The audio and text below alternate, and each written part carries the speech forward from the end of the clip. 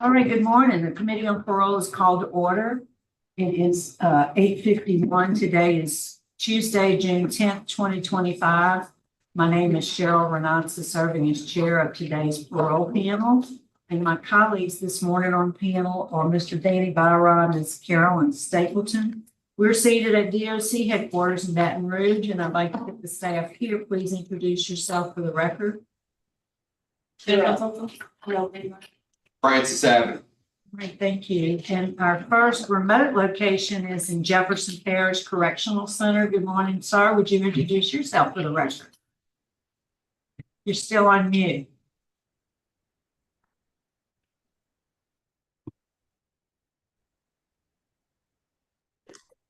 You hear me now? Yes, sir. All right, Deputy Marlboro, Jefferson Parish Sheriff's Office. I have Michael Collins with me today. All right, Mr. Collins, we can't, oh, sir. Good morning, Mr. Collins. Good morning. Introduce yourself. Tell us your name and your DOC number. Michael Collins, 597-330. And you have counsel here with you on Zoom today. Sir, would you introduce yourself? Good morning, Max Keck, representing Michael Collins. All right, thank you, sir. And Mr. Collins, your case this morning has been assigned to Mr. Barra, seated to my left, so I'm just going to turn it over to him to start the interview with you. All right, it's alleged that you have violated condition number 4. That on February 25th, you were arrested by the Jefferson Parish Sheriff's Office and charged with cruelty to a juvenile. And at the preliminary hearing, you pled not guilty. How do you plead to that today? Not guilty. Okay. I see at the preliminary hearing, Agent Tiffany Jones offered a copy of the arrest report. The arrest report indicated that on January 11th, you were on a FaceTime call with Ms. Casey O'Neill while Collins was caring for Caston Collins, the 4-month-old juvenile victim.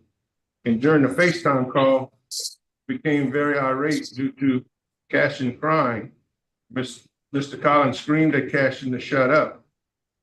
Ms. O'Neill witnessed Mr. Collins grab Caston, lift him up into the air, and strike Caston multiple times on the buttocks and back of the thigh. Ms. O'Neill left work, went to the residence, her and Mr. Collins share, and left. Mrs. O'Neill went to a friend's house shortly after, changed Caston's diaper, and observed the red mark, swelling, and bruising on the buttocks and left thigh. She then took Caston to the hospital and reported the crime to the Jefferson Parish Sheriff's Office. Deputies also observed the bruising on Caston's buttocks and also observed the lower back of the leg bruising. Children's Hospital attending Dr. Megan Mavis advised Caston sustained bruising on his leg, buttocks, and lower back. An arrest warrant was issued for cruelty to juveniles, and you were arrested by the Marshal's Task Force. Do you have any response to that? Well, Your Honor, or members of the board, I'll respectfully respond for Mr. Collins. Mr. Collins vehemently denies these accusations and vehemently disputes any allegation of wrongdoing. I submitted proof that the Jefferson Parish District Attorney's Office that was screening the matter refused the matter. Jefferson Parish is known in defense circles as being a very thorough district attorney's office, and some could argue that they probably accept more cases, some cases that they probably shouldn't have. I believe they made their determination. We agree with it, that there was no case, and he's been exonerated from it.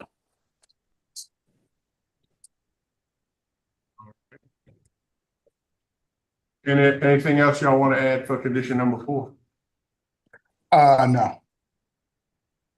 Condition number 10, that you're in arrears of $745 and your last payment was November 17th, 2024. How do you plead to that one? I believe Mr. Collins pleads guilty to that one. And I'd respectfully request that the board take note that the balance is either 0 or it's one payment he's owing, but I believe that's current right now. So he's made significant strides to remedy the deficiency.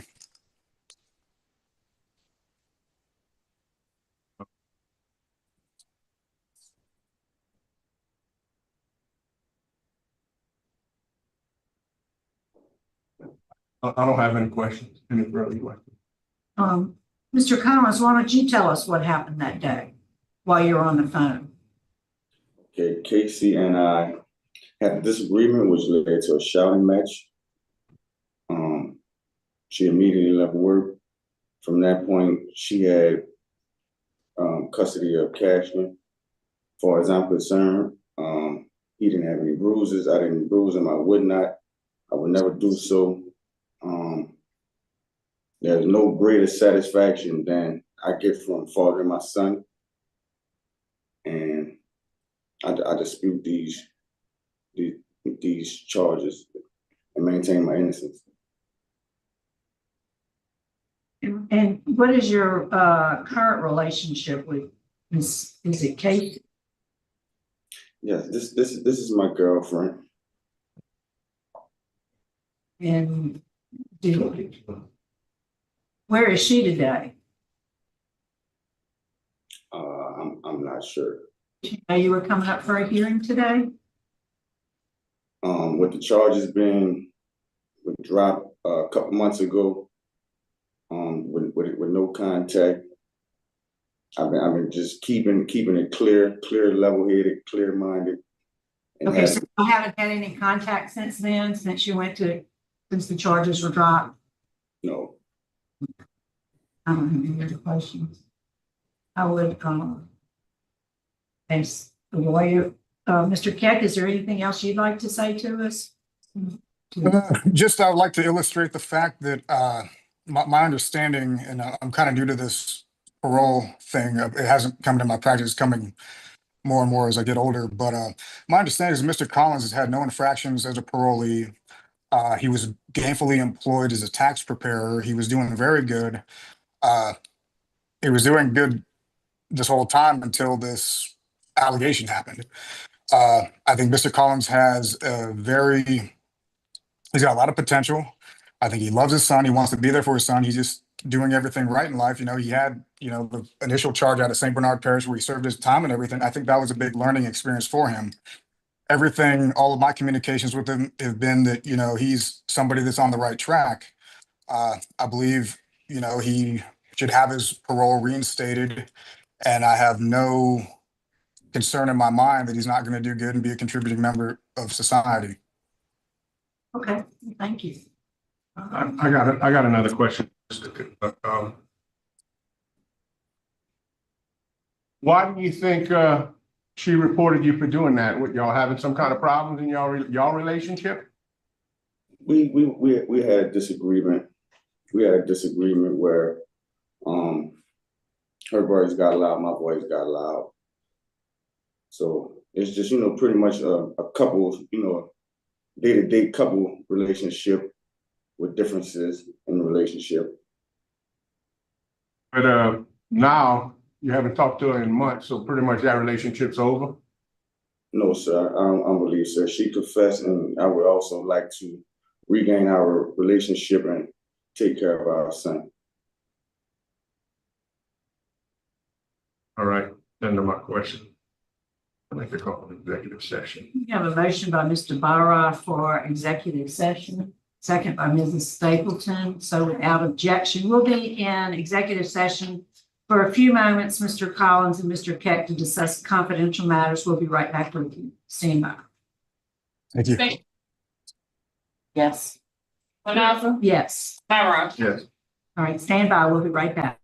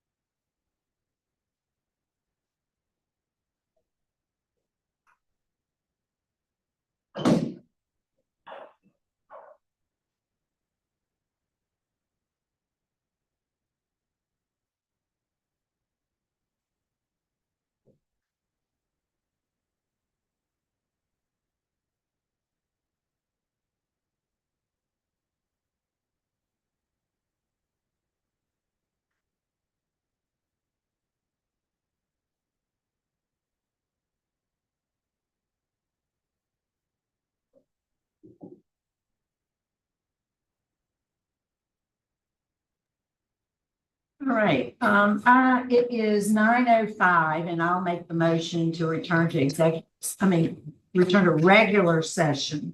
Any objection? Without objection, we'll be back in regular session, Mr. Collins, and I think we're prepared to vote. I'll ask Mr. Byroff for his vote. All right, Mr. Collins, we reviewed the videos and pictures, and not quite sure why they didn't prosecute you on this charge, but we're gonna go ahead and not revoke. I'm not gonna vote to not revoke you today, but I'm to add a condition that you attend domestic violence class and that you have no contact with Casey O'Neill and that you have supervised visits only with Cassidy. That's the three conditions under what I would vote to let you continue your supervision. Mrs. Stapleton? I concur, Mr. Byroff. Mr. Collins, and I too do agree with Mr. Byroff's recommendation. My vote today is do not revoke and add those special conditions. Do you understand those conditions? Yes, ma'am, I understand. No contact with Casey O'Neill, enroll and complete the domestic violence prevention class, and only supervised visits with Cashin. All right, good luck to you, sir. Thank you, Mr. Keck. We appreciate your participation today. Thank you, board. Have a great day.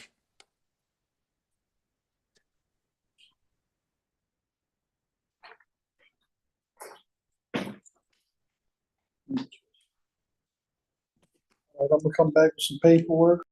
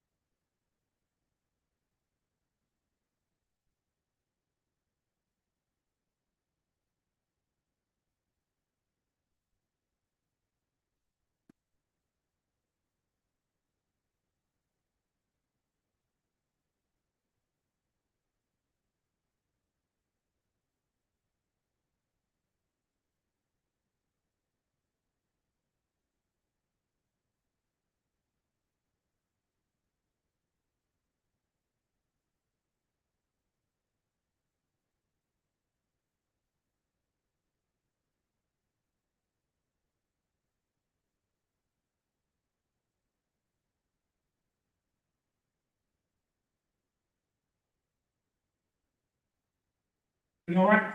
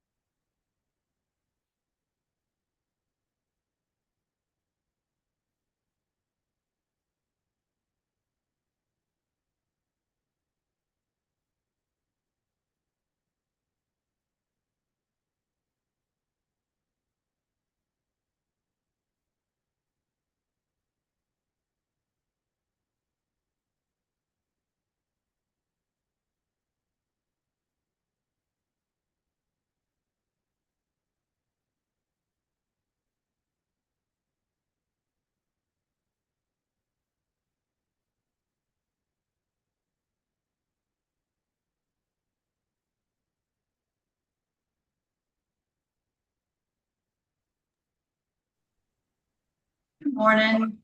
Good morning. Committee on Parole is reconvened at Parish Law Center. And is that Mr. Sinagol there? Yes, ma'am. You, sir, introduce yourself. Tell us your name and your DOC number, please. My name is Robert Francis Sinagol. My DOC number is 499121. Okay. And you have appointed counsel this morning on Zoom. Would you introduce yourself, please, ma'am? Good morning. Oh, you went back on mute.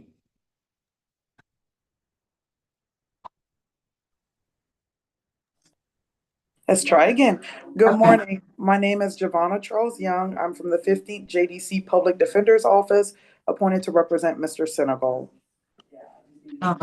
Very much. And so, Mr. Sinagol, your case has been assigned to me, so I'm going to read the allegations against you, after which we're going to limit it to you enter a plea of guilty or not, and then we'll talk about it, okay? And at the end, we'll ask your attorney, well, your attorney can jump in anytime she sees the need, but we'll ask her to wrap it up for us at the end. No, ma'am. I have put together something that I would like to introduce to the parole board that I have a record of everything, and you know, it's really sir, I really would like the board to really understand what's going on here, and I have everything on record. Have that in our record, but let me first do the allegations, okay? Let's Yes, go ma'am. to the charges and tell us what you'd like.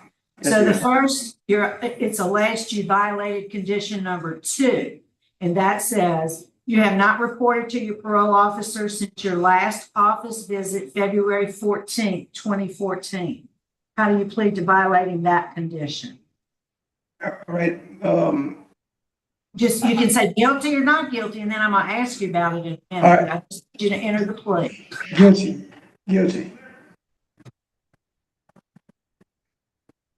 You say guilty, and that date was February 14th, 2024. Yes, I'm sorry. ma'am. The next one is condition number 3. And that one says, you moved from your last recorded address without obtaining permission from your parole officer before doing so. So how do you plead to violating condition number 3? Not guilty. Not guilty. Okay, the next one is, and we have several instances that are condition number 4. The first is, you were involved in criminal conduct by committing the following offenses: attempted second-degree murder and possession of a firearm by a convicted felon on or about June 14, 2024. Those charges were billed under Vermilion docket 71750, and on February 25th of this year, those charges were not processed. So how do you plead to violating that instance of condition number 4? Not guilty. Okay, next we have you were involved in criminal conduct by committing the following offenses: armed robbery and possession of a firearm by a convicted felon on or about June 11, 2024. Those charges were billed under Vermilion docket 71772, and on February 25th, those charges were not processed. So there's another instance of condition number 4. How do you plead to that violation? Not guilty. Okay. And then the last part of number 4 is you were involved by criminal conduct by committing the following offenses: theft and extortion on or about November 17, 2024. The Vermilion Parish District Attorney advised that the theft and extortion were refused on March 28, 2025. How do you plead to that violation? Not guilty. And last is about your condition number 5 with regard to a weapon. You failed to refrain from possessing or having control of any firearms or dangerous weapon as evidence of your offense committed on or about June 14, 2024. How do you plead to that violation? Not guilty. All right. So what is it that you wanted to tell us? Or maybe let me ask your lawyer if there's something she'd like to say before we get started. Yes, ma'am. I'm not sure what Mr. Senegal would like to share. But I think the crux of it is that Mr. Senegal was overcharged, and possibly even misidentified, which led to the dismissal of these charges. I'm not sure what else Mr. Senegal would like to share with you all, though.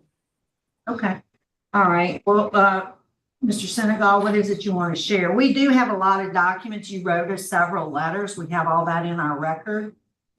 But ma'am, I was in college. I was running my business. I was in prison, all right? I did 8 years, and I'm not gonna talk about the conviction, but there's a lot of things about that conviction but I took that. I did 8 years in jail. I studied. I learned Wall Street. I learned technology. I found different role models in my life. And I got out of jail, I opened my company, and I wanted to be somebody. I got involved in college, which I have the documents. I have my documents of me being as registered with the state of Delaware for my company, Massimo's Investments. All that. We got all that. All right. Here is virtual agreements to run operations in Texas offices across in different states. I was doing good, all right? And my parole officer told me that I could do this. And she told me that as long as I didn't get in trouble, you know, so that's why I missed a few days, because at the time, you know, if anything would have came about of it, it would have just been a tech for me for just missing. I missed a few days because I got locked up in August. My last day of visiting was in February. So I did miss 5 visits. All right, I missed 5 visits. I can't lie about that. But she told me that, you know, I told her I was working on something big because I'm operating a finance company. And finance is already hard on me because I'm a convicted felon, and no bank really wants to give me a shot. So I'm working in day and night trying to put this together. And here it is, a cop then falsely arrested me, and now I got parole holds. I gotta redo this stuff all over again. My company's going bankrupt. I'm facing termination. I failed this semester. Like, I mean, you know, like we get another chance in life. I rehabilitate myself, but then I get a false arrest, and it's just like it was stacked against me. I feel unjust, man. I can't lie about that.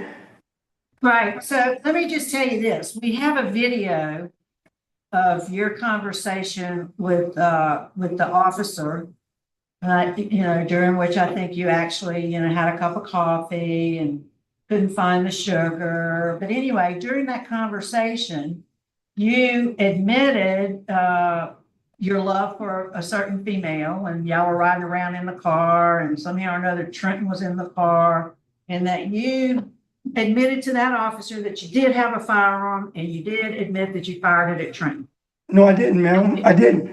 Look, ma'am, the first time I met with the officer, I told the officer that Trent chased me with a hammer. I didn't do nothing to him, and I told him that because I was trying to get out. I was trying to get out of jail. So when he still charged me, and I read the paperwork when 1418, 1419, and 1420 says I have a right to defend myself under the court of law, and 1418 says that is not felony possession for a convicted felon, that life is in danger. When his life is in danger, if he see a weapon, he could pick up a weapon and defend himself. That's a law, state law. The state legislation, the lawmakers has said that on the 14 Louisiana RS 1420. All right. I hear you, but I'm still going with what I have in the recorded interview with the officer. So I appreciate what you're saying. And I can understand you were working hard on your business called Mansa Investments, I believe, that you started. You were working on that, but I have a problem with the firearm. So I'm going to kick back and listen to my colleagues to see if they have any other questions. Ma'am, miss, I just want to say something. Like 1418, the state law. I'm not going to debate the law with you, sir. I know that, ma'am, but I didn't have no firearm. Well, if I had a firearm, why the officer something different during your interview? Yeah, ma'am. All right, Mr. Senegal, what else would you like us to know? I mean, my company is going down. I was desperate, ma'am. I told him first that I never had nothing to do with it. That he didn't think that didn't free me. So I told him, all right, well, look, if I did, the man admitted to kidnapping me. He admitted to trying to kill me with a hammer. I say, so if my life was in danger, I have a right to defend myself. So I came back and told him something else, and I told him 3 different things, and none of that freed me. I wanted to get out of jail, man. But all in all, the charge has been dismissed. It's not gonna, the different stories is not gonna help you today. I understand those charges, as your attorney has said, were dropped, but the fact that you admitted to having a firearm, I find you guilty to violating that condition, number 5. So my vote today is gonna be to revoke your parole for that reason. Mr. Byron? I concur with Ms. Renata for the same reason. Mrs. Stapleton? I concur with Ms. Renata for the same reason. All right, Mr. Sinagol, today your parole's being revoked for violating condition number 5 with regard to a firearm. Based on, Can I request something? what is it? I mean, ma'am, look, my company is facing termination because of unreporting to the state. Can I be given some type of treatment or some type of class where I could do something so my company don't die? My company is under the state. I just see where it's been recommended that you need a therapist, so I'll make that recommendation for you, sir. And that concludes our business in Vermilion this morning. It's 9:24. We're going to sign off.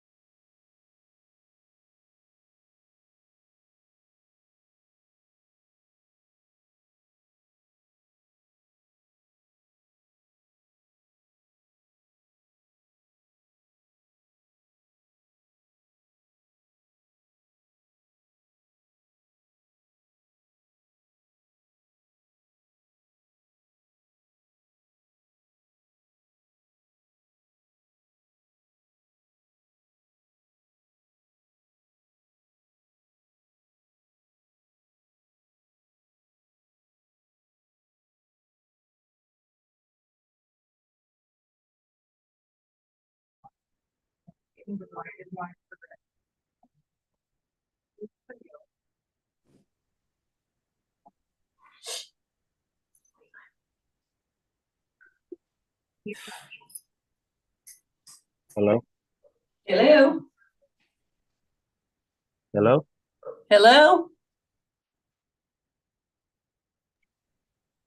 Hello? Hello? Hello?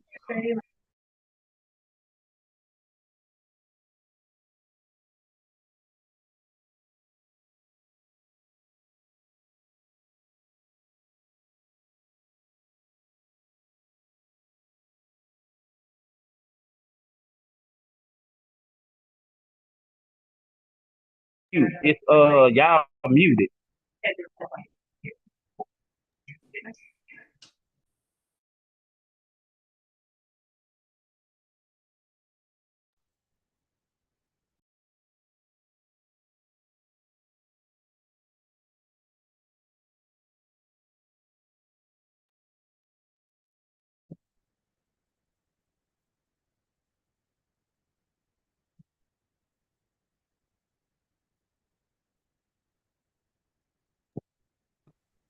All right.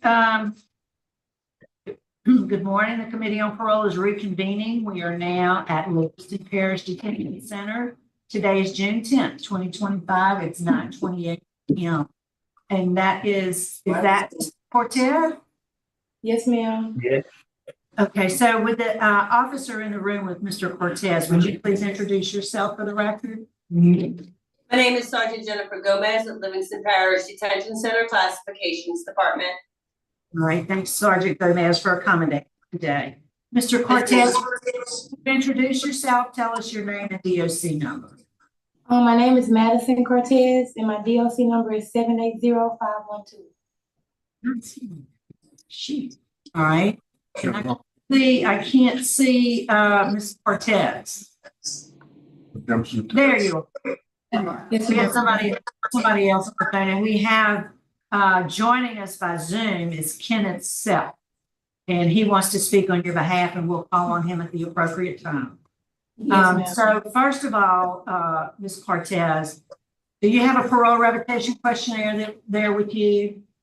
No, ma'am. And we're going to put it up on the screen for you to look at and verify. You see that form? Is that your Yes, ma'am. signature? That's your signature? June Yes, 5th? ma'am. All right, based on your answers to those questions, Ms. Cortez, you were not eligible for appointed counsel today. So are you ready to proceed? Yes, ma'am. All right, well, I'm going to turn it over to Mrs. Stapleton because your case has been assigned to her. She'll read the allegation and do the interview. Okay. Morning. Let's see, I'm gonna read it from here. I will submit a monthly report by the 5th of every month. This is number 2, violation number 2. Until I complete my supervision, I will also report to my parole officer when ordered to do so. In that you failed to report to your supervising officer for the month of March and absconded supervision. It says here that you pled guilty. Is that correct? Yes, ma'am. Let me be quicker to read it from here. You provided your supervising officer an invalid address for your residence in an effort to evade supervision. Is that correct? No, ma'am. No? Okay, so not guilty. Yes, ma'am. Right, and then later we'll get a statement, okay? Yes, ma'am. Okay, number 6, you failed to provide proof of employment to your supervising officer. And you had pled guilty. What do you plead now? Guilty. I didn't have a job. Okay, all right. Right, 9, you absconded supervision and failed to provide a valid address for your residence, making visits to your residence impossible. You had pled not guilty with a statement at the time. What do you plead now? Not guilty. Okay. With a statement. I said not guilty with a statement. Okay, and number 10, you have failed to make a payment towards your supervision fees and are $567 in arrears. How do you plead? Guilty. Okay, number 3, you provided your supervising officer with an invalid address for your residence in an effort to evade supervision. You said you wanted to make a statement, okay? Yes, ma'am. The address that I gave her, the 906 Bernie Avenue, that's my address. That's when I got out. That's where I paroled to. That's where I've been living. I've been staying there ever since I got out of prison on May 19th.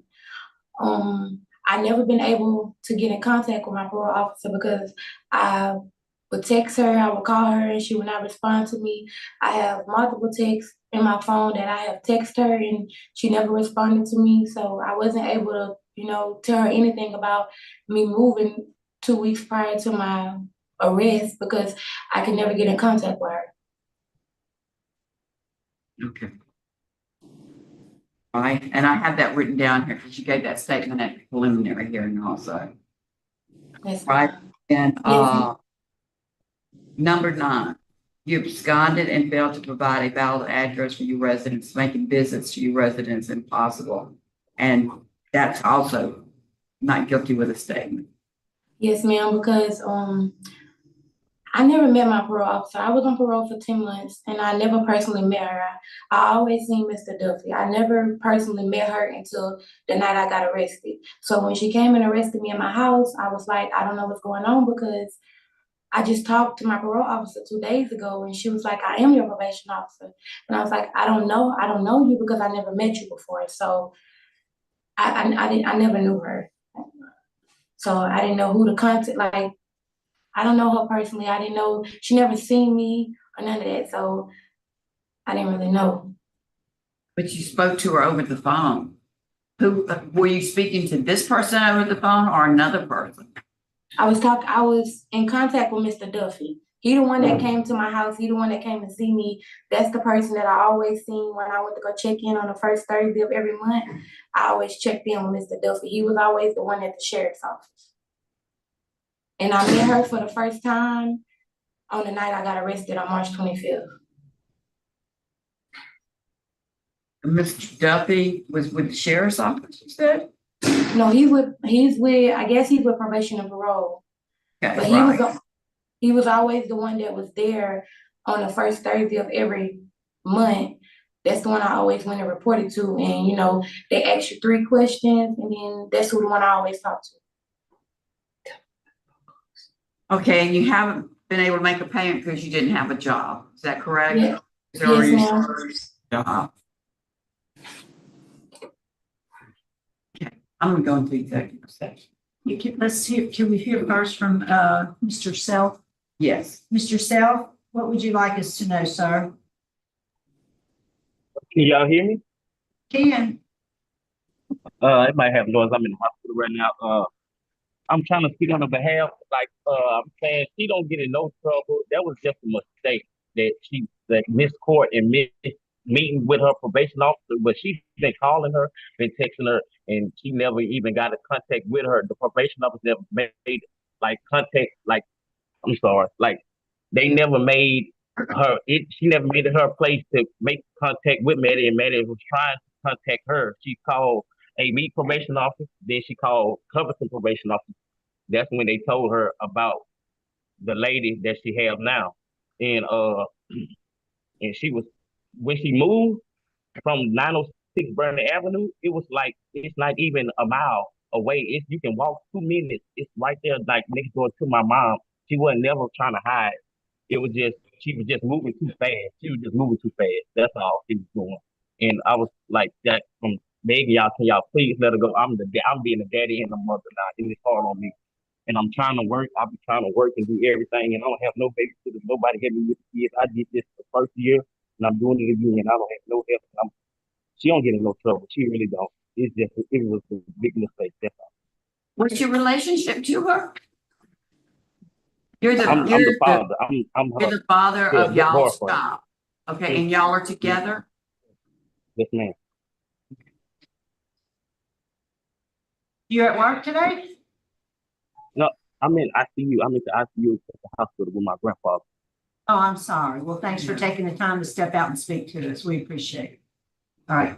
No, and I was telling, I have a job now. I work in the plant, so I can pay whatever she behind, I can pay that now. Whatever she behind, I can pay it. Okay. Well, stand by. All right, thank you. Sam, yeah, to go into executive session. We have a motion. Do we have a second? Second. Can you talk about it? Barrows, Yes. Stapleton, Yes. Enough. Yes. So, Ms. Cortez will be in executive session for a few moments to discuss confidential matters. We'll be right back. Just stand by. Okay.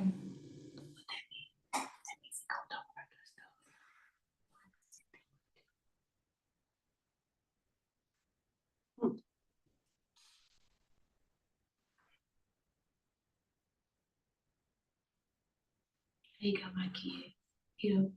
That's my biggest support system. It's good. It's good.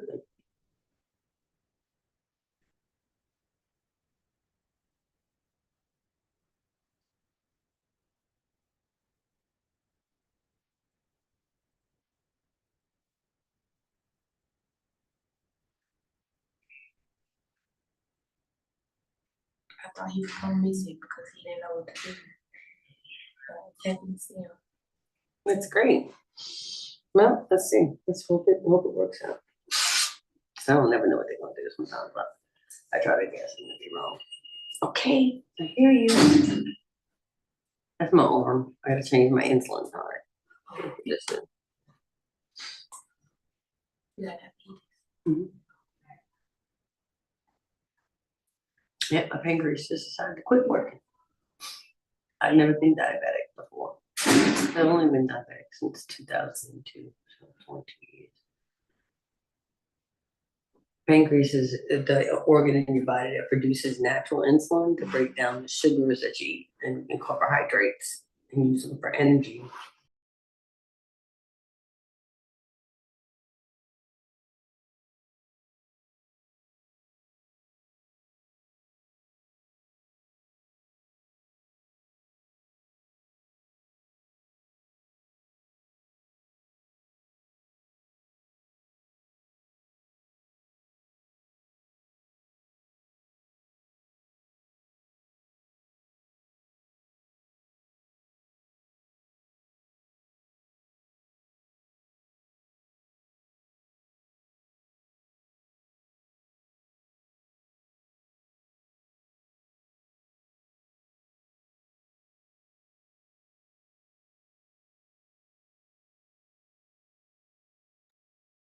All right, I'll make the motion to return to regular session. It's 9:39. Is there any objection? Hearing none, we're back in regular session and we are prepared to vote. Ms. Cortez and Stapleton will be voting first. Ms. Cortez, today, I'm going to give you a break on all of this. You had a new probation officer, but it is not your probation officer's job to get in touch with you or be available for you. If they're not there the day you go, then you need to go the next day. That needs to be your priority. Is that something you understand now? Yes, ma'am. Because you don't want to come back here again. I mean, you have a baby, you have a life, and you haven't gotten into any trouble other than this. You have the responsibility to contact your probation officer. And so today I'm not going to revoke you. Mr. Barra? Yes, ma'am. Going to concur with Ms. Stapleton and vote to not revoke you for the same reason. But you got to get that parole officer. If you come back for not reporting, sorry. Yeah, my vote also did not revoke. So today you're not being revoked. You're going to be returned to supervision. Good luck. All right, thank you, guys. Thank you. Thank you.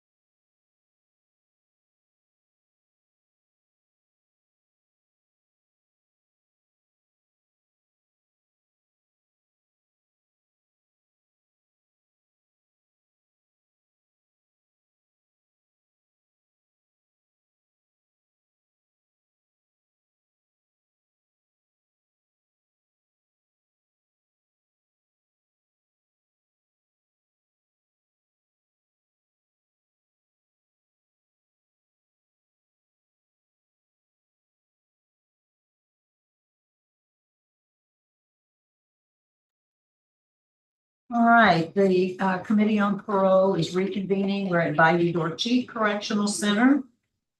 With the staff there at the facility, please introduce yourself for the record.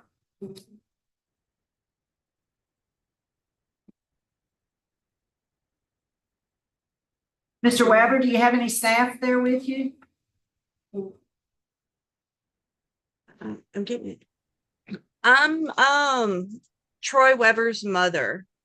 Right, I see that we have your Brandy Hall. We also have Fallon Weber and Mr. Troy Weber Senior.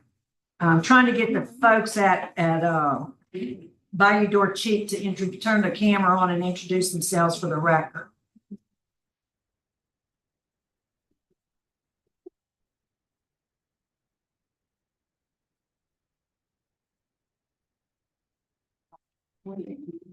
Just stand by. We're having some technical issues. We're going to call the facility.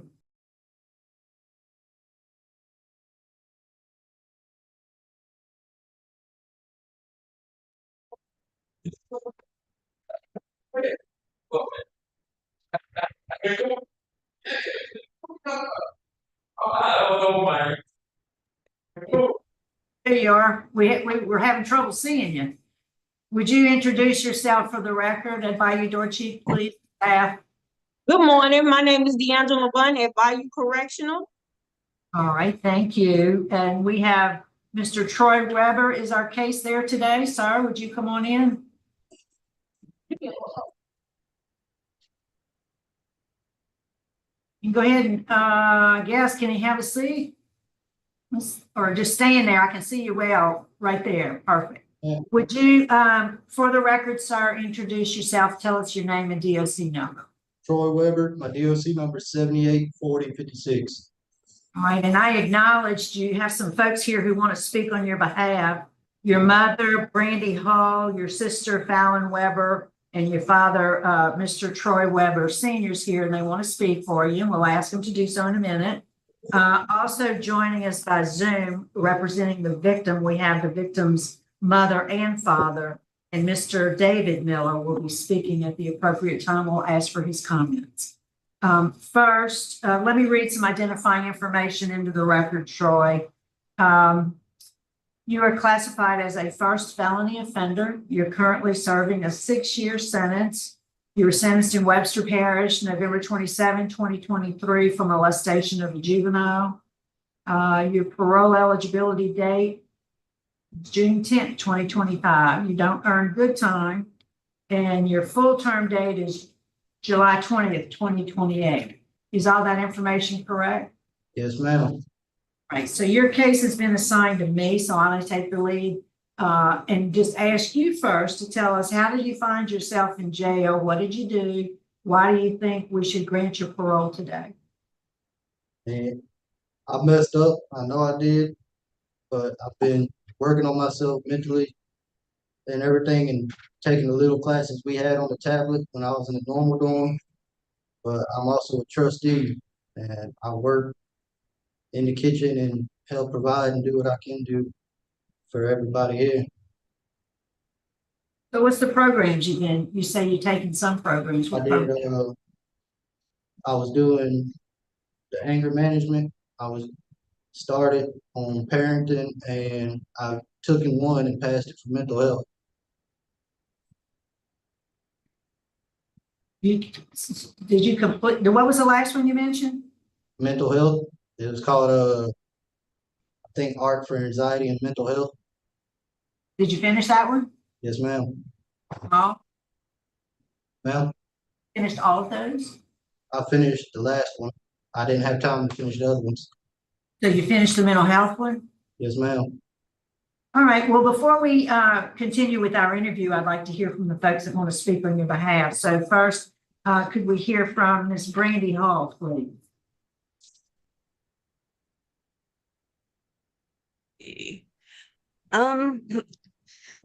I'm his mom. I've been there a lot for him throughout all of this. When he needs someone to vent to, talk to, call, I'm the one he calls. I help him worked through a lot of his situations, like when he's stressed and just things like that, dealing with what he's dealing with right now. I've been kind of myself, his dad, brother, sister, we've all been there for him. We've helped find him a job for him to start when he comes home. It's just he has a little girl he hasn't got to meet. She was born in December. She'll be 3 this December. He's seen pictures of her and video chatted, but that's really the extent of him actually getting to know his daughter. Like, me and him have always been really, really close. Like, any problems, issues, I'm the first person he's always came to ask, like, what I think, how he should handle this or that, or like if he thinks he can't handle something, he'll come to me and just like, this is what's going on. What am I supposed to do? Like, how do I handle this? Like, or ask me like if certain things are happening, like, how do I tell somebody this without upsetting them, or how do I handle these types of things? And it's hard on all of us with him not being home. Like, he was always like there, like I'm his person and he was mine and my daughter's person. He's her best friend, like her best friend. And it's been really, really, really hard on her, really hard. It's Okay. just like, From her, Fallon, is that you? yes. Yes, ma'am. What would you like to say? I would like to say that I've always been here for him, and that like I always looked up for him, that he was always basically I'm gonna say, how do you put it?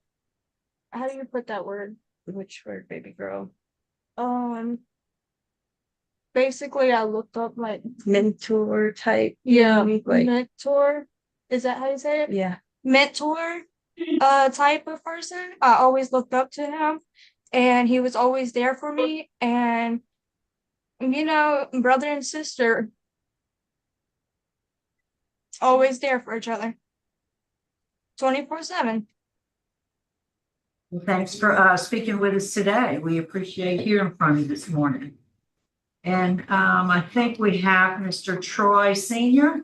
Could we hear from you, sir?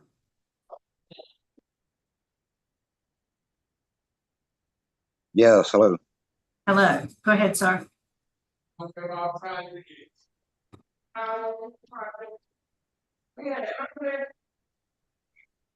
Mr. Troy, what would you like us to know?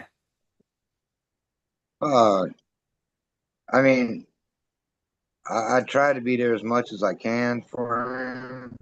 I mean, he's my son. I love him. Him and his mother are real close. I've always been a very busy man working out of state and trying to support my family and everything. And, him and his mother are really close. Me and him do discuss and talk about things. I know about a lot of his anger issues and, his mental issues and things like that. And, I try to guide him and comfort him and, show him the right and wrong ways to go about things and actions to take and stuff. But it's just, everybody being human, make bad decisions and wrong decisions. It's just part of life, something that somebody needs to experience, to learn, and to grow from. And I feel that, he is growing mentally and physical. And I feel that, he has opportunity and chance to better himself and become a decent person.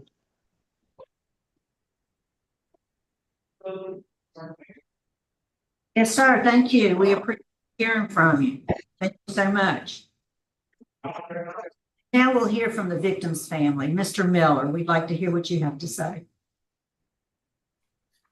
Yes, ma'am. This is David Miller with my wife, Candace. Thank you, members of the board, for allowing me to speak in opposition to Weber's release.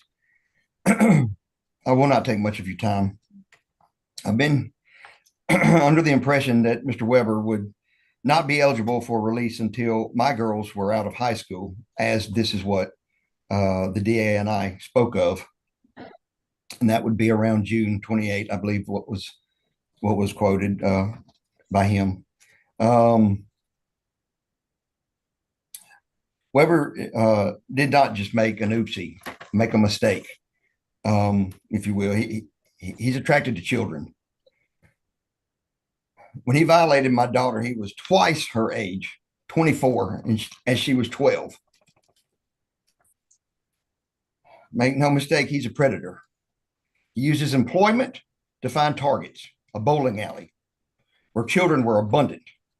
He secretly lived on a military installation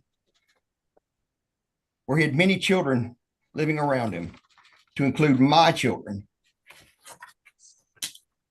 I agree with Mr. Weber in one way. He's got time to improve and get better, but he's not reached that time yet. He needs to sit still where he's at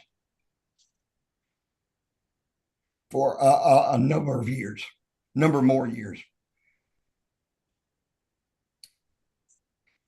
And I don't know that he can get better, but letting him out now doesn't help he or me and my children's situation. I had a daughter that was full of life. Now she doesn't come out of her bedroom except to go to school. To date, we seek many, many hours of treatment for this. Pending your questions or my wife's comments, I'm set. Yes, sir. Miss Candace, is there anything you want to say? I agree with my husband 100%. I don't think he's ready to come out. It has ruined my family, and it has ruined my daughter, my 12-year-old daughter, who was on every sports team. She ran multiple events in track, softball, homecoming court, wanted to stay, hang out with friends.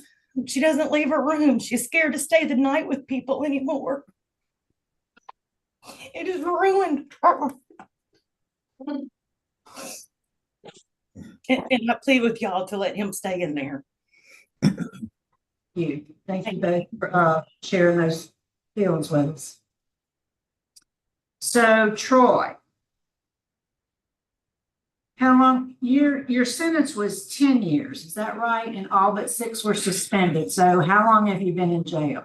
I've been in jail for 3 years.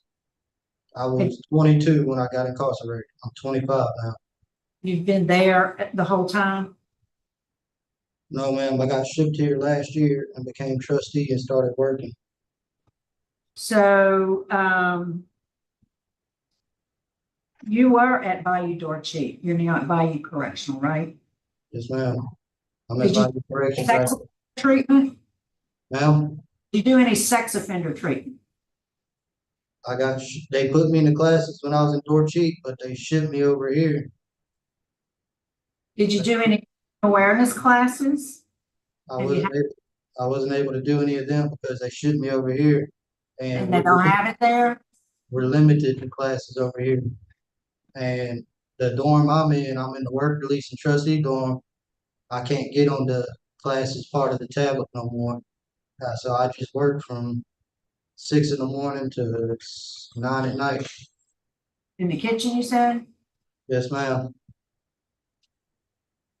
All right. I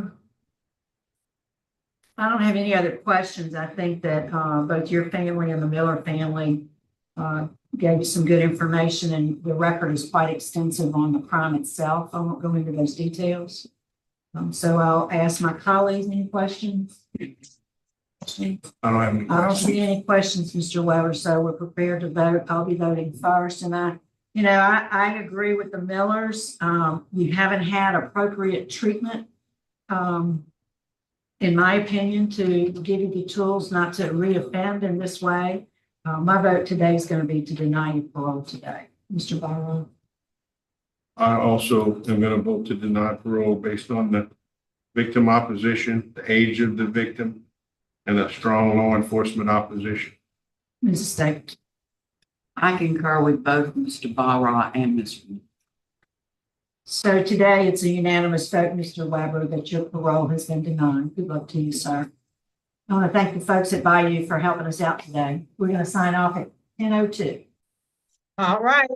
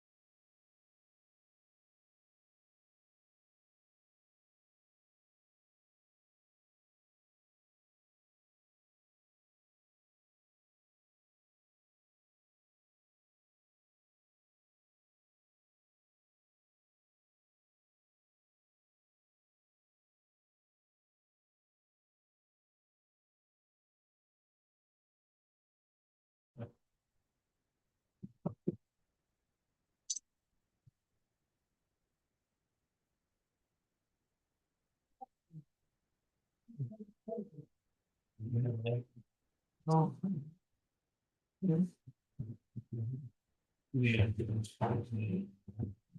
It's probably over a bit. Yeah. That's what it is. Maybe we take this name off of here and type it in.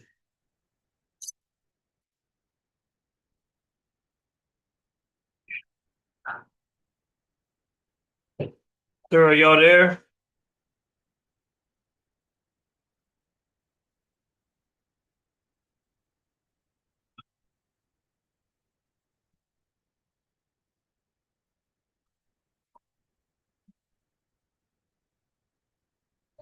Yes, we ready.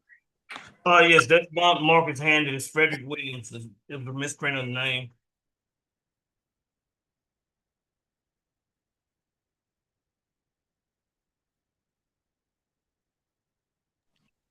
You cut out. What did you say?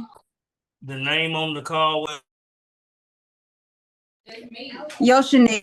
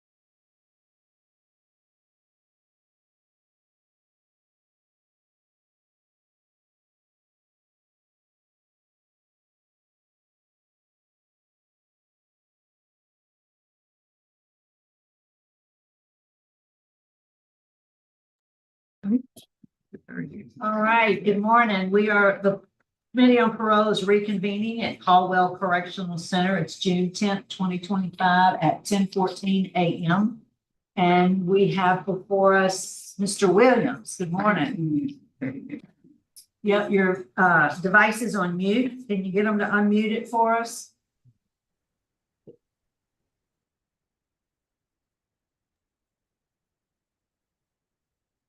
Can you hear me? yes, ma'am. He hears. Oh, now I can hear you. So we'd like the staff there to enter their name into the record, please. Any staff that's there with us. Yes, ma'am. My name is Lieutenant Tatum. I'm over transportation. And I'm Debbie Weatherford. I'm the DOC Transition Specialist for Caldwell Correctional. All right. Thank you both for accommodating us today. We really appreciate it. Mr. Williams, would you introduce yourself? Tell us your name and DOC number. Frederick Williams, 371650. All right, Mr. Williams, let me acknowledge some folks who are here on your behalf today. On Zoom, we have your sister, Eureka Black, with Yashanet Black, and Yolanda Black, your mother. So both two of your sisters and your mom want to speak, and we'll call on them at the appropriate time. First, let me just read some identifying information into the record, and then we'd like to hear from you, Mr. Williams. Mr. Williams, you're classified as a third felony offender, currently serving You have a 30-year sentence.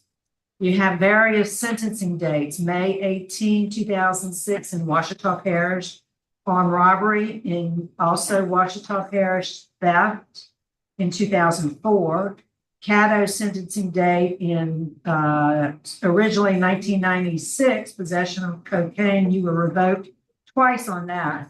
Also in Caddo Parish in 1997, armed robbery. You were released and also revoked. Webster Parish in January of 2005, armed robbery. Also Webster Parish in August of 2004, simple escape. So all those sentences combined or concurrent is a total of 30 years. You have a parole eligibility date, August 5th, 2024. You do not earn good time, and you have a full term date, August 5th, 2034. Does all that sound accurate? No, ma'am, the armed robbery, the date is in 05. I was incarcerated during that time. There was a resentencing date. That's why it says 05, but I was incarcerated since 2002. Okay. Well, thanks for that clarification. I appreciate it. Yes, ma'am. So tell us, sir, you've been in jail quite some time. Why are you there? What's all the criminal activity, and why do you think we should parole you today? And, I was young and I committed an armed robbery, really not thinking, trying to be down with friends. And I've been incarcerated a long time and I've learned a lot. I've become a man actually since I've been in here, and I found Christ. And I'm motivated to go out into society and show society that I can be productive. That's what really motivates me. And I apologize to the victim and their families for the hurt that I've caused them. I understand that I was wrong. It actually took a long time for me to actually see this. And I'm grateful that I have seen this. That's all I have to say, man. Well, before we start the interview, we'd like to hear from your family. So your sisters, I think, are together. Are y'all all together? All three of you? Yes, ma'am. Right. So if you would just take turns one at a time, introduce yourself, tell us what you'd like us to know. Okay, I'm Yolanda Black. I'm his mother. And I would like to say that I feel as though that my son is ready to come home. He tells me this all the time. I mean, he regrets what he did to society and hurting people and things. And when he did those things, he really we're a good family. He comes from a good family. He didn't have it to do, but he was young and he got with the wrong crowd. And I'm just asking, Lord, I'm praying and hoping that you all will open up your hearts today and grant my son parole. I have health issues and I haven't seen or touched or hugged my son other than see him over a video in over 20 some years. And really, I know he's ready and we're ready for him to come home. And he has plenty of support. He has a job waiting on him. He has plenty of family support. All right, well, ma'am, thanks for your remarks. All right. All right, thank you. Up next. It's your Rickney. I'm his sister. And I haven't seen him since I was 3. The last I remember was him sitting me on his lap and telling me to take care of mama. But now I got him. I want him here so he can help me take care of mama. Mama done got old now. She was young. She was young then, but she got old now. So it really be appreciated if he can come and we can have him here. We can all work together and take care of mama. Thank you, ma'am. All right. The youngest, Yoshine Black, I'm his sister. And I want to say, I feel like he's ready to be in society and also be here for his family. I'm the only one with kids. I'm a single parent. I have no help, and I would like to at least have that help and want him to be with his niece and nephew and have that opportunity to be in their lives because I haven't seen him since I was 2. All right, thank you. You're welcome. I'll take the time to speak with us this morning. Mr. Williams, your case has been assigned to Mrs. Stapleton. Would you answer her questions? Oh, well, first, excuse me, let me ask the folks at the facility, is there anything you can tell us about Mr. Williams? Ma'am, Mr. Williams been here since July of 2024. There hasn't been any problems, does not have any write-ups. Basically just been a quiet inmate. I mean, we didn't even know really he was scared 90% of the time because he's not in any trouble. Thank you. Okay. Mr. Williams, I was just gonna ask about write-ups, but they've answered that question. You haven't had any write-ups. What was your age of your first arrest? How old were you? Do you remember? When you first, your first arrest. 24. I was 24. You were 24? Okay. And so how old were you when you ended up in prison this time that you've been in jail? Oh, no, ma'am. I thought you was asking about this time. Okay, but prior to that, when did this start? Because you've got an extensive criminal history. Yes, ma'am. A lot of armed robberies, theft. So it goes back, and I'm wondering, what was your age when you started? 19. Stuff? Huh? 19. 19? Yes, ma'am. Okay. So what classes have you taken since you've been there? I haven't been able to get in any classes. I've been told that I needed to be 2 to 3 years short of my earliest release date. And I've tried to get in classes. I'm here now and I'm on a waiting list to get in classes. And I would love to get these classes because I feel that these classes will help me in society. Right. I see that it looks like you've taken Cage Your Wage. Have you taken that one? It was listed. You haven't had that either? Oh. Did you write an accountability letter to your victim? Yes, ma'am. Okay, all right, we got that now. Just to mention, there was one instance where it was an armed robbery with a gun, obviously, and you taped up the victims. Can you talk about that? Yes, ma'am. No one was taped up, but there was duct tape found, but no one was taped up. We was in the process of committing this armed robbery, and the off-duty officer walked in on the robbery, which halted everything. Just doing we weren't even doing irrational thinking at that time. Oh. So let me ask you, if you were in a victim awareness class, what do you think? Because your victim was young, at least one of them was a teenager. Do you think they feared for their life? It was real to them. Yes, ma'am. I know they did. Yeah. And so years later, a lot of times when something like that happens, that fear is still there, victims. So you made victims along the way with this. So your classes that you just haven't been able to take any, and you haven't gotten into any trouble. Well, ma'am, I would love to take these classes if it's possible while I'm out on parole, if you all see fit to grant me. But I would love, because I feel these classes would help me. Okay. Well, you do need the classes. I'd love to see you be able to take them also. This is what the summary is. You're currently serving hard labor sentences for the offenses of armed robbery with the use of firearm, theft, possession of cocaine, simple escape, 2 counts of armed robbery. These offenses in 3 different parishes committed with armed robberies in Webster Parish and Washita Parish within a 1-week time frame. Williams was on parole for armed robbery and possession of cocaine when he committed additional offenses of armed robbery and theft. So your record is really bad. And you should know that you have opposition from all the law enforcement and the attorney general.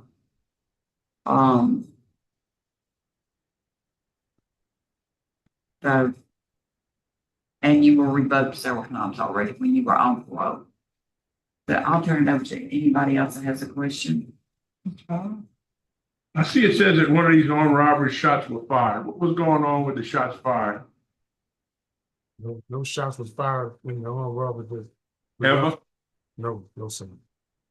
No gun discharge. I'm talking about even by partners, not just you. No, sir. But ever fired a shot? No, sir. And then, what about the escape from Bayou Dorset? What was that about? How did that go? I did escape from Bayou Dorset. And how long you was on the run? 64 days.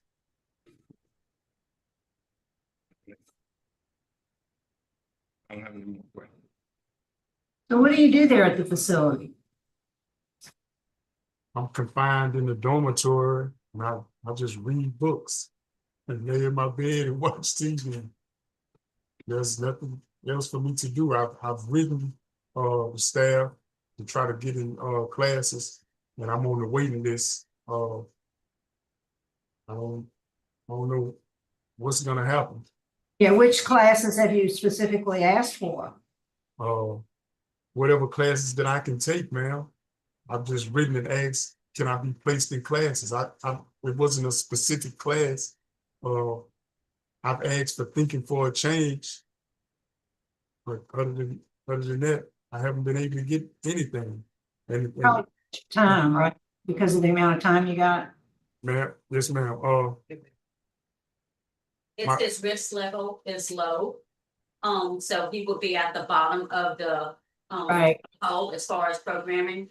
I would like to see if you do grant him that he is referred to a day center for all of the programming that he needs in substance abuse. Thank you. We appreciate that. All right, Mr. Williams, I don't see any other questions. You prepared to vote? I am. Mr. Williams, I'm gonna deny your request for parole today based upon extreme law enforcement opposition and your extensive criminal history and your record of revocations. That's why I'm denying you today. Mr. Donner? I concur with Ms. Stapleton for the same reason. Mr. Williams, I would like to see you take the programs. I'd like to see them made available to you. I mean, I know it's because you are a low risk score and they try to make those programs available to those with a higher risk to have a greater impact. But my vote today would be to grant you parole and require you to report to a day reporting center so you could take advantage of those program opportunities like Thinking for Change and what have you. As you know, though, Mr. Williams, it does require unanimous vote today. So you've gotten one vote in your favor, two that were not. So the outcome of today's proceeding is that your parole is being revoked. And we'll send you, well, this is not your first parole hearing, is it? Yes, ma'am. So we'll send you some information about when you can reapply. You're eligible to reapply. And I'll try to make a recommendation that you be moved to a facility that gives you some programs. Good luck to you, sir. Is it possible that you all can make that a part of stipulation that I can be moved to like Steve Hall program where I can get these programs? I'm going to make that recommendation. I will. Yes, ma'am. Thank you.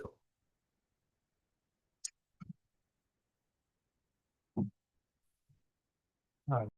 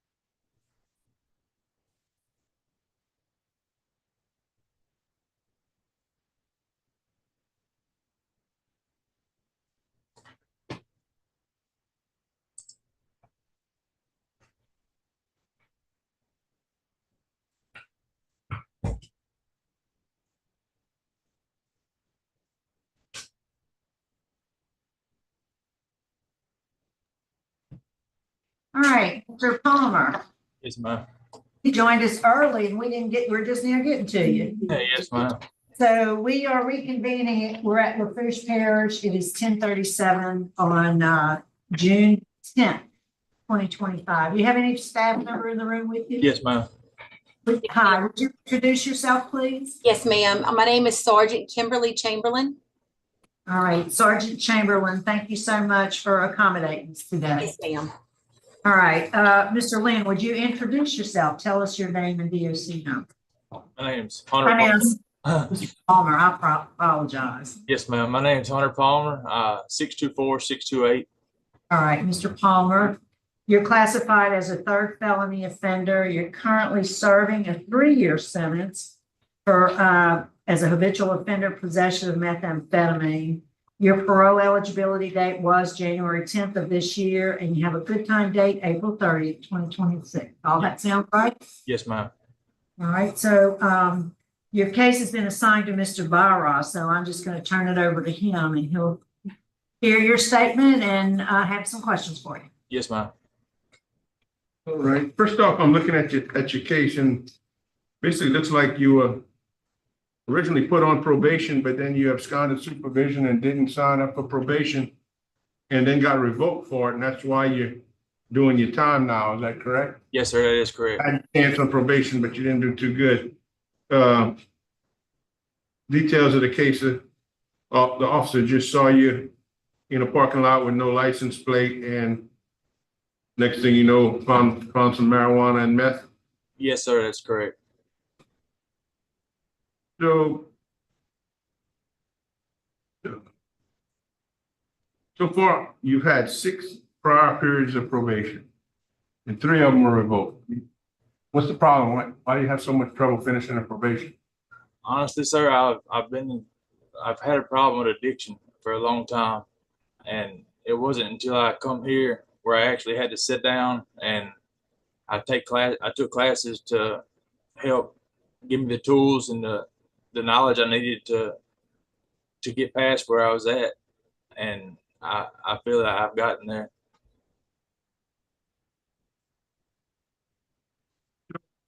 I see you were arrested 10 times, 12 different offenses, none of them against the person, which Yes, is, sir.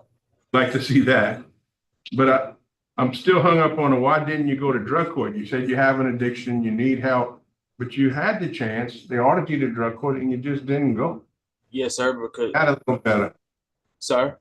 Explain that a little better. You know, if we let you open the door and let you go tomorrow, why is it going to be different tomorrow than it was the last time you had a chance? Because I didn't have a clear head then, sir. I was still using when that happened. I've never really had a chance to have time to get clean. I've always been on just probation or something and never actually had to sit down. And this time I did that, and I never want to come back.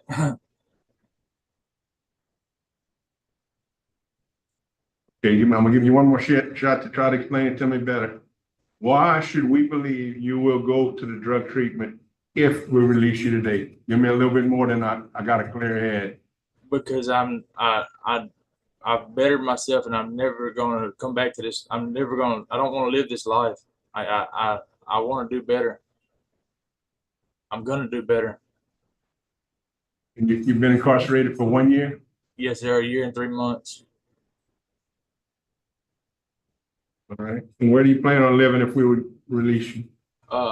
With my grandparents until I get a place of my own. Where is that at? In Franklinton, Washington Parish. All right, that's all the questions I had for him today.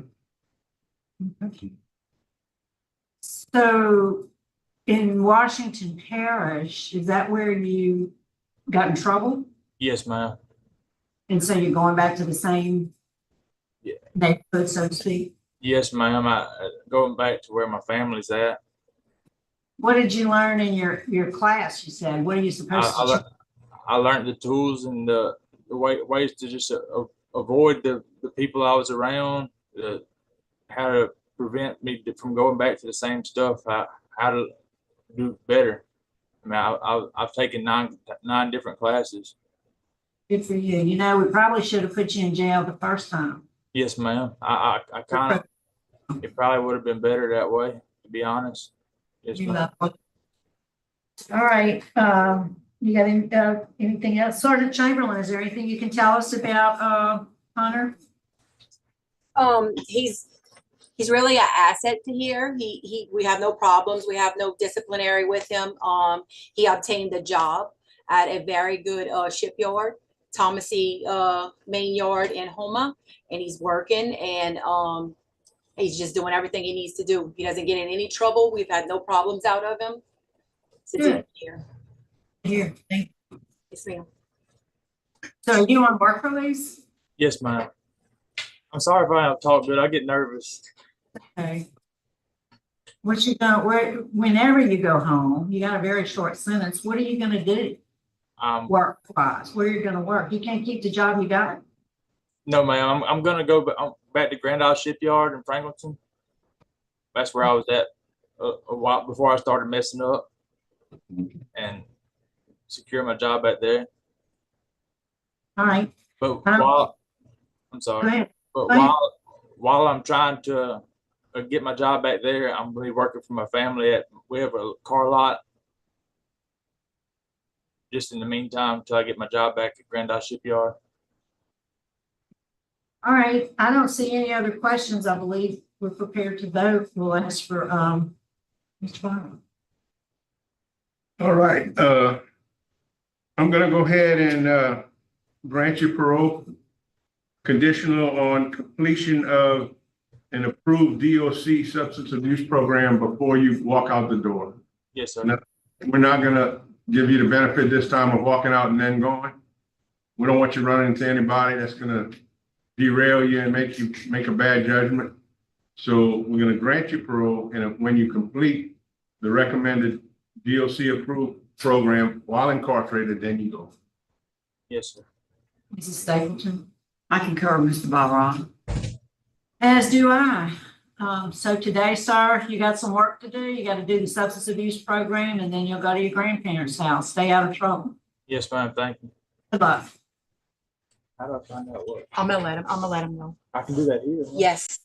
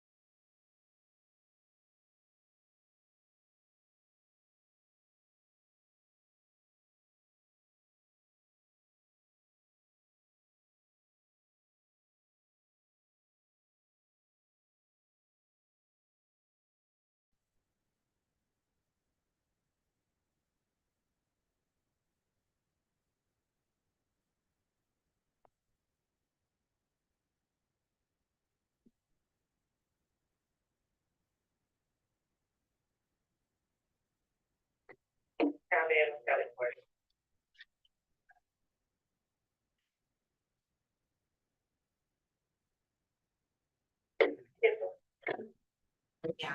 Looks like you and me right there.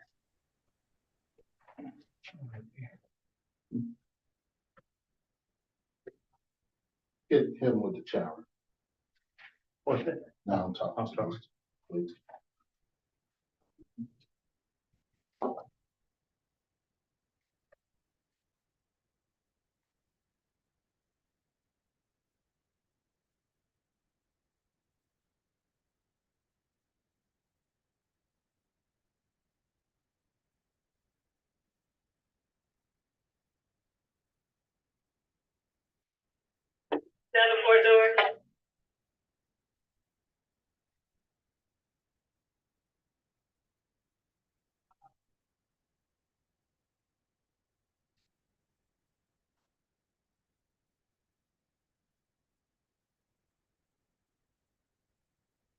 I've been missing you out of headache.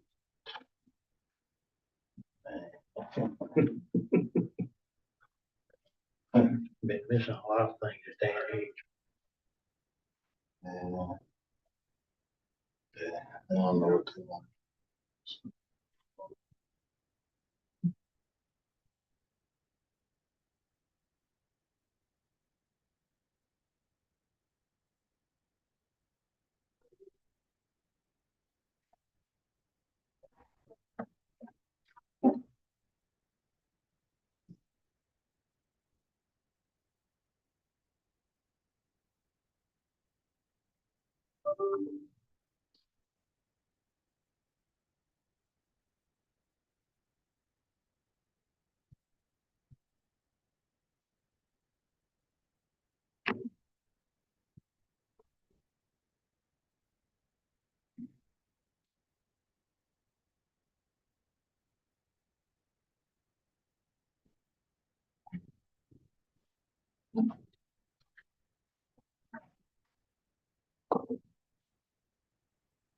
That's great.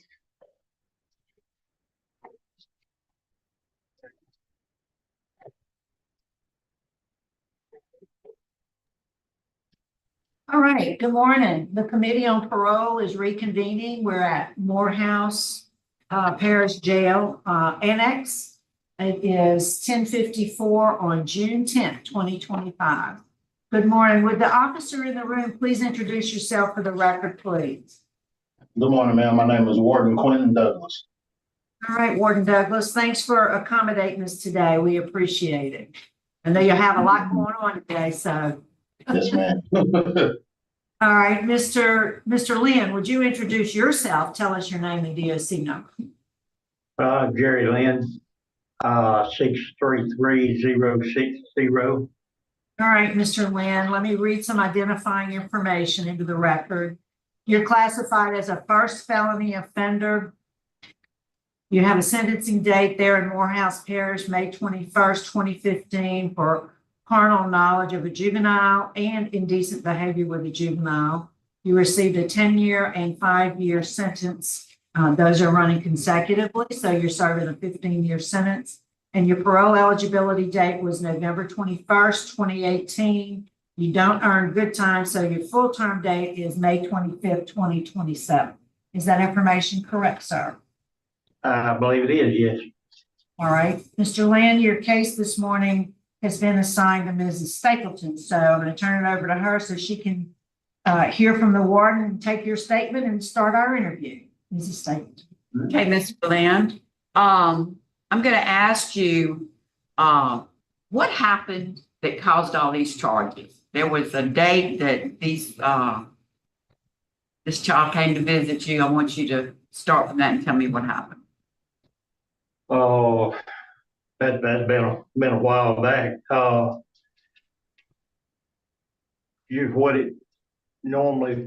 What it just basically comes down to is I took a notion and lost my mind. It just happened. All right. Well, this child, she had been she was your stepdaughter, correct? Well, not legally, it was my wife's, current wife's, daughter, yes. I'd make her your stepdaughter. Okay. That she had known you from the age of 2. And then this happened when she was 14 or 15 years old. I want to say she was 15. Okay. So she had a bond with you, a trusted bond. You were her father figure. Right. So she came to visit you, and during that visit, well, there was 3 times that the girls came to visit you, but you, on one particular occasion, you gave her a marijuana cigarette to smoke and vodka to drink. Is that correct? That's correct. Yes. And then from that, we had the aggravated rape. Okay. Is that correct? Well, that's the first time I've heard that. Oh, well, how did that happen? And not going into details, but when did, I mean, there was 3 aggravated rapes you were charged with. I don't recall seeing any of that on my rap sheet, or I didn't hear any of that in my discovery or sentencing or anything. Did you have sexual intercourse with this child? Are you saying you did? I did. Did, okay. Was it on a camping trip? Was it on what? Y'all were on a camping trip? A visit? Yes, that's the time I'm talking about. So yes, it did happen.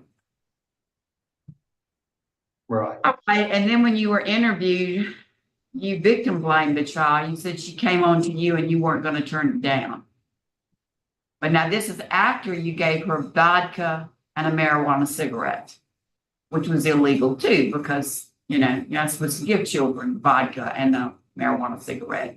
So get them drunk, and then this happened, and you were her father.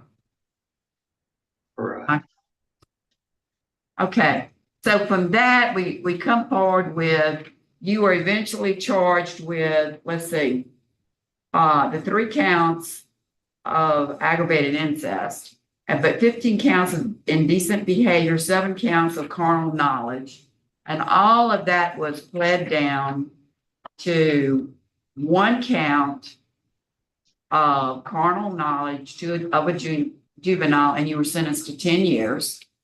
And then another one count, and there was 15 counts of indecent behavior with a juvenile, and that was pled down to 1 count, and you were sentenced to 5 years, and that ran consecutively, so a total of 15 years. Is that correct? That's correct. Okay. So with all of that said, have you taken the sex offender class? I had started it, but they had discontinued it at Winfield during my right after my first phase of it. Where you're at right now, they don't have sex offender class? No, ma'am. No, they do not. Okay. Any other classes that you've taken? No, ma'am. I had become a tutor at Winfield, and that is just about it. You've appealed this case once, is that correct? I did. You did. Okay. Well, just a little bit of what the court said about that, because, they denied your appeal. The court noted that as a result of the defendant's action, the young teenager will carry the emotional scars for the rest of her life and will require counseling for most, if not all of her life. The court noted that the defendant received the benefit of leniency through the plea agreement, which resulted in the dismissal of 20 additional criminal charges. The court stated the defendant used his position and status as the victim's ex-stepfather to facilitate the commission of the offense, as he had known the victim since she was 2 years old and developed a close relationship with her, and then violated that trust, and that you attempted to blame the victim, which is what I was talking about. Do you have anything to say about any of that? Is that all true? That's all true. Okay, you have strong opposition from the AG's office, the DA's office, the sheriff's department, and the chief of police. And you have past victim opposition. I noticed that you don't have, if you were to get out, I didn't see a residential plan or an employment plan. Was that correct? I don't have anything as of yet. Yeah. And then we just talked about you haven't had any sex offender classes, which in 2018, they were talking about that as a reason for denial. Okay, I'll turn it over to my colleagues if they've got any questions. Mr. Farrar, any question? Good question. Warden Douglas, is there anything you can tell us about Mr. Lynn? As far as I'm concerned, just strictly knowing him since I've been employed here, he's one of our trustees. He does the washing of clothes and everything for the annex. He's prompt, on time, does his job every day, and doesn't cause any problems. Respectful, speaks to everybody properly, and basically, if you didn't know he was there, you wouldn't know he was there. Thank you, sir. That's good to hear. Mr. Lynn, anything else you want to close it out with? Anything that you'd like to say? Well, the events that we're talking about are in the past. It won't happen again. I can guarantee you that. There's, I'm sorry that I ever stooped that low. I was at a low point in my life. And that would probably never happen again. There's no possible way. I'm glad to hear that. Thank you, sir. I don't see any other questions, Mr. Lynn. I think we're prepared to vote. Mrs. Baker. Mr. Lynn, today I'm going to deny your request for parole, and it's because of the heinous nature of the crime to a juvenile, the extensive opposition of law enforcement, all law enforcement, and victims' opposition. Mr. Barra. I concur with Mr. Stapleton for the same reason. Mr. Lynn, my vote today also is to deny, really for the same reason you were denied at your last hearing, because you haven't had the sex offender treatment. I think you would, it's a public safety issue that you received that treatment. I realize you've not been in a place that offers it, but based on the same, that and the same reasons as quoted by Mrs. Stapleton, my vote today is to deny. So today, sir, your parole has been denied. Good luck to you, sir. Okay. Thank you. That concludes our business for the day. We're going to adjourn. It's 11:05.